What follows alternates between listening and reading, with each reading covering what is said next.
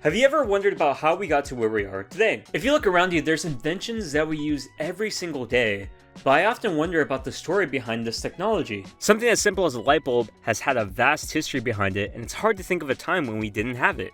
Even our entertainment today has had a long list of innovations and discoveries behind it. Look at something like movies. Many important events in history led to what films are today, like the invention of the camera, then the video camera, but even going further back, there was also the invention of theatrical performances, which created the entire form of acting. Even something like books, which has mostly stayed the same throughout the years, still evolved through storytelling and writing. But what about gaming? If you ask today, how did gaming get its start, a lot of people will tell you about how Nintendo invented console gaming back in the 80s.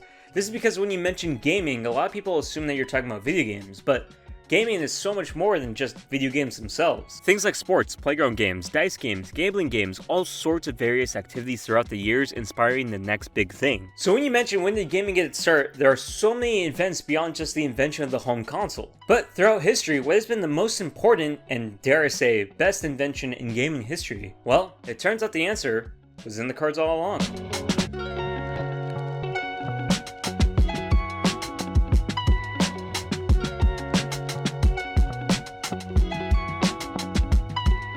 You're probably familiar with what this is. It's a playing card. These guys are actually one of the most influential inventions in gaming history. Now, I know that's a bold claim, but let me explain. Playing cards have been around for more than 1,000 years, with its first mention being back in 9th century China.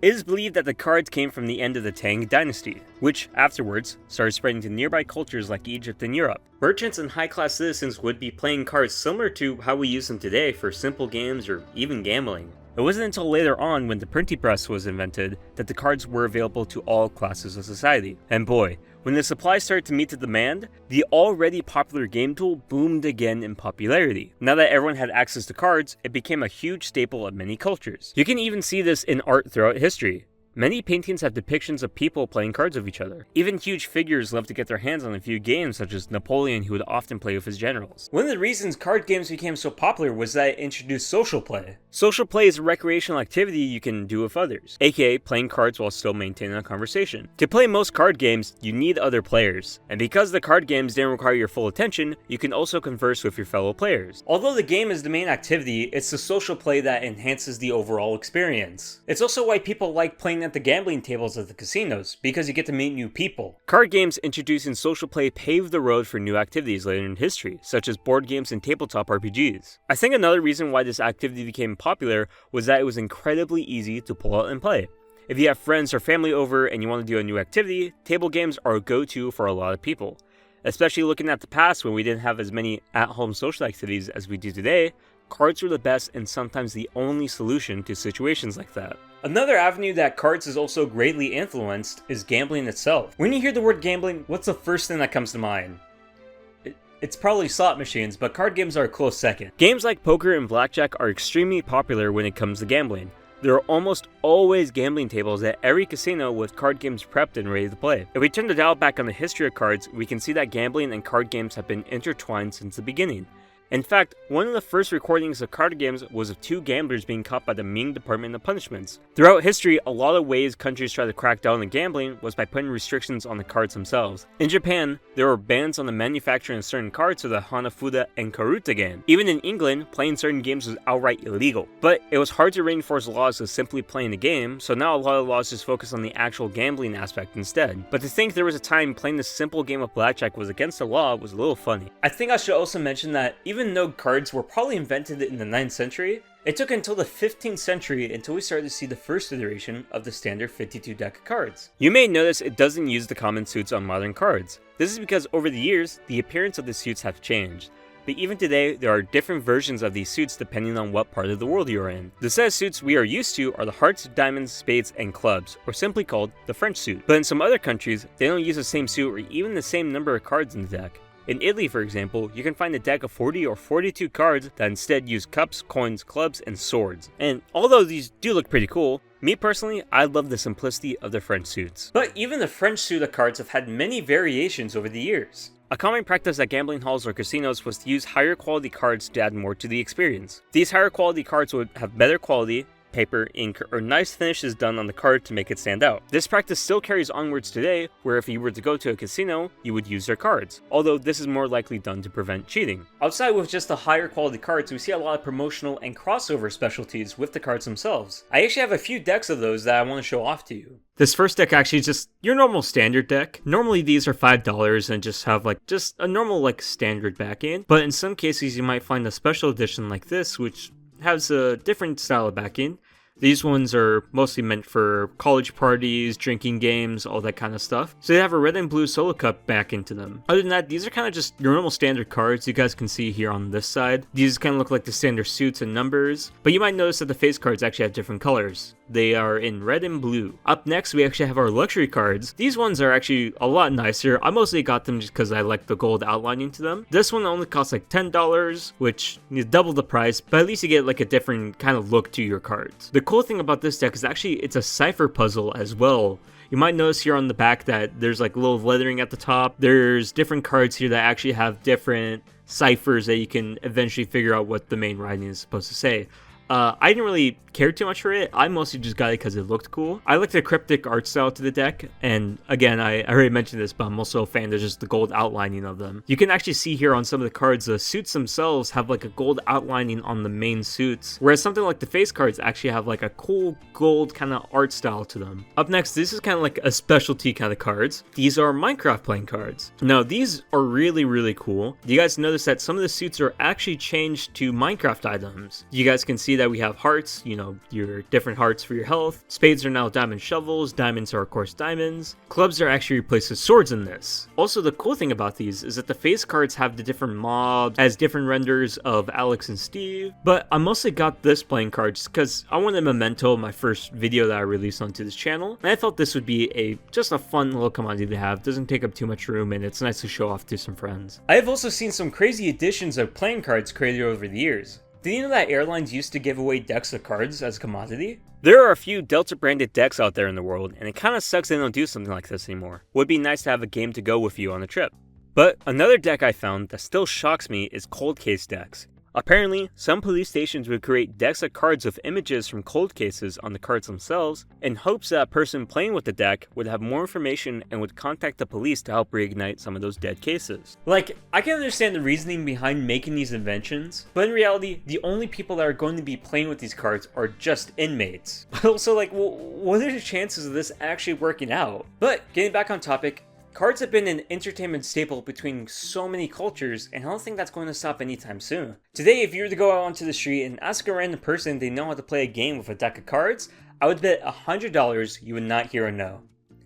Don't take me seriously on that. I'm not actually willing to take that bet. Everyone ranging from your little niece to your grandpa knows how to play a game with these decks of cards. But what makes these games so fun? What keeps people playing and creating new games even after a millennia?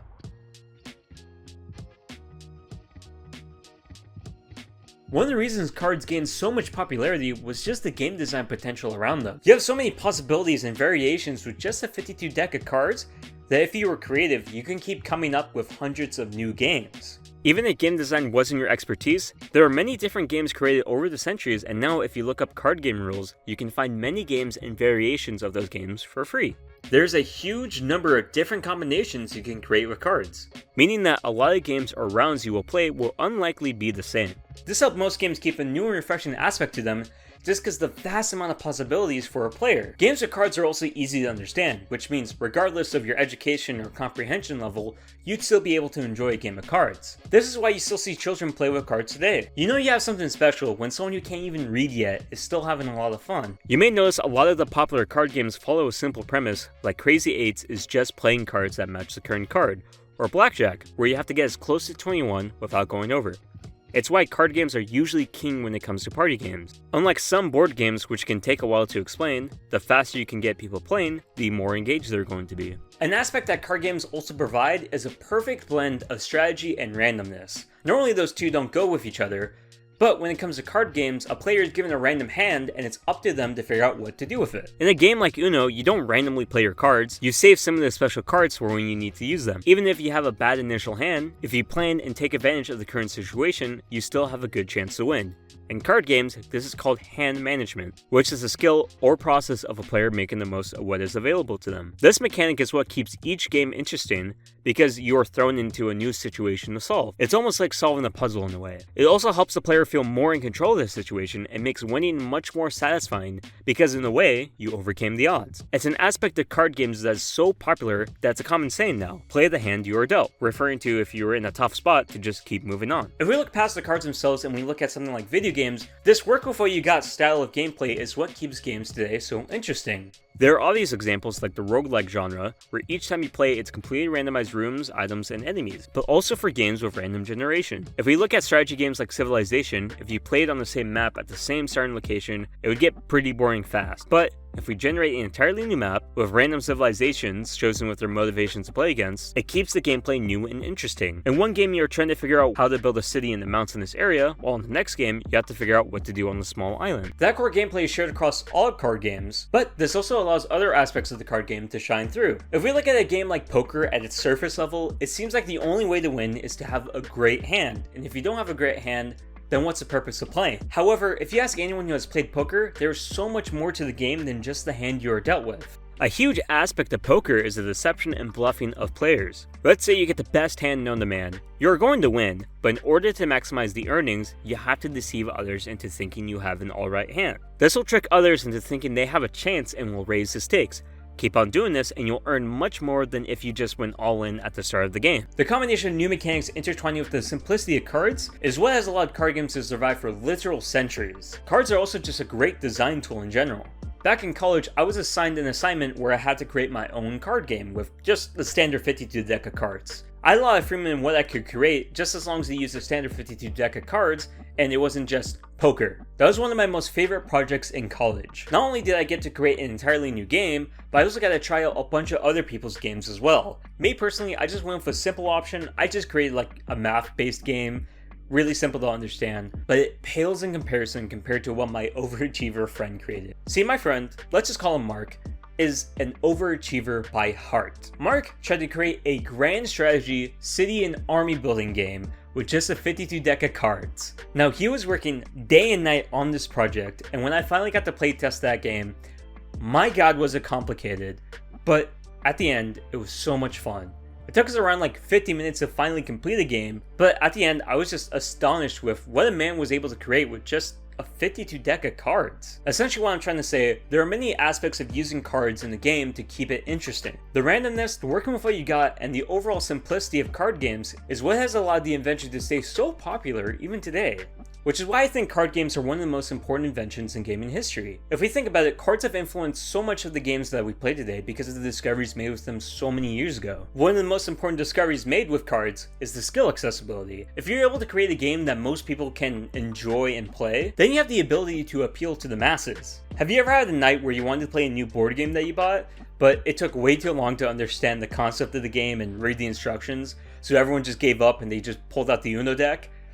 Great example right there. There are also other game design discoveries from creating card games that have blossomed into the genres we play today. I've already mentioned Civilization and strategy games. Almost all of those city builder games have an aspect of working with what you get that keeps millions of players playing. Also, the deception and bluff mechanics inspired games like Werewolf, Town of Salem, and Among Us. But even in the past few decades, we have seen the rise of new types of card games. Deck building games like Yu-Gi-Oh! Or Magic the Gathering have gathered millions of players because of how you can create the best deck in order to win. These games went on to inspire the digital card game genre, which has gained millions of players, including myself. I've been hooked on Marvel Snap to the point where I have played the damn game every single day since I started playing in June last year. It might be a problem, I don't know yet. But also, other games that went more into the work with what you got mechanic spawned a new genre called the roguelike deck builder, where you have to build a deck as you play. It's a core aspect of the cards that has allowed so many other aspects of the games to shine through. Although card games have inspired so many of the games we play today, it also allowed one of the most important video game companies to be what it is today. I'm sure we have all heard of Nintendo. They're the reason the game industry didn't just die back in the 80s. However, Nintendo didn't get its start making video games. The company was actually founded all the way back in 1889 as a playing card company selling cards in Japan. They were known for their great level of quality, which allowed them to pursue other avenues like toys and eventually video games. Even today, Nintendo still sells playing cards you can still buy. If we didn't have playing cards, Nintendo would have never taken off as a company, and the game industry would have died without the invention of the home console. So I think we owe a lot to these little pieces of cardstock, because entertainment simply wouldn't be what it is today without them. We wouldn't have Nintendo, which is literally the most important company in gaming history, and we wouldn't have Family Game Night where you have to grab the instructions, reread them, just to make sure that your dad isn't cheating. Anyways, to celebrate both my birthday and also the invention of cards, I'm gonna go over to the casino and hit up the tables. But before I do that, I want to thank you for watching the video. I hope you enjoyed the video, and make sure you stay subscribed because I have more videos coming out in the coming months. Other than that, thanks again, and have a good one.